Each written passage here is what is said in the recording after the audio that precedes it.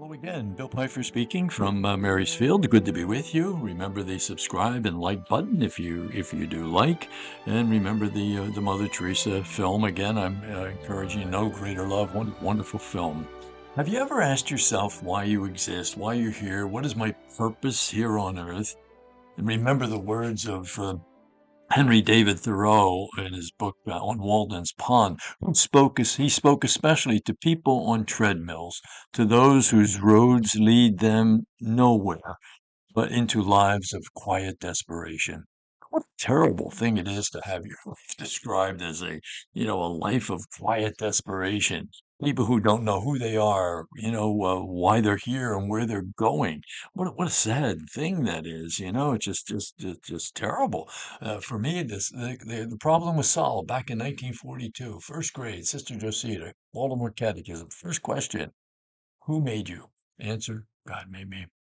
Second question, why did God make you? God made me to know him, to love him, to serve him in this world, and to be happy with him forever in heaven. If I did everything I did from that moment on to know, love, and serve God, I would have been the person with the greatest purpose and meaning in life. Didn't always do that, but that was the purpose, and the case was solved.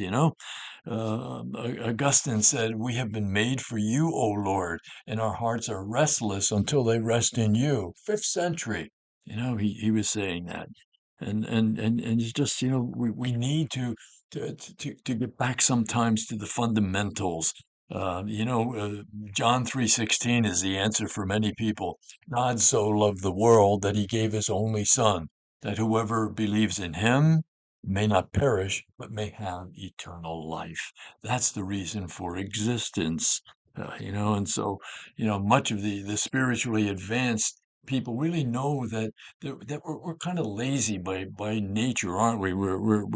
We're so busy that we're busy about so many things and not the most important of things. So, back off every once in a while and reflect on who you are, why you're here, and the purpose for your existence here on earth. Huh? All of this is information.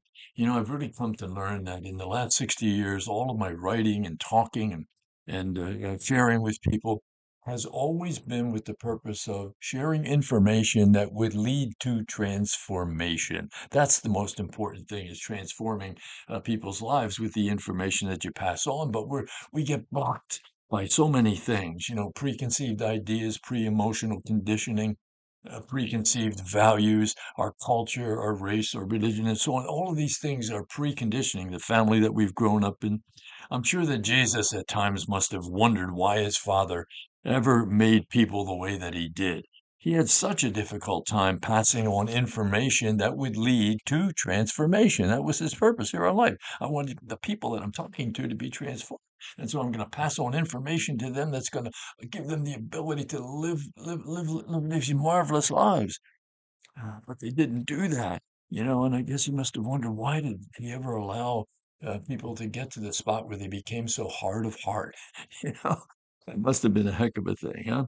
So we've been made for you, O Lord, and our hearts are restless until they rest in you. Happiness tomorrow always depends on doing the truth today, taking the information that we gather and trying to make it our own, to absorb it, to kind of hold on to it and hug it, and so that it transforms us from the inside out, and then we can touch other people's lives and transform them.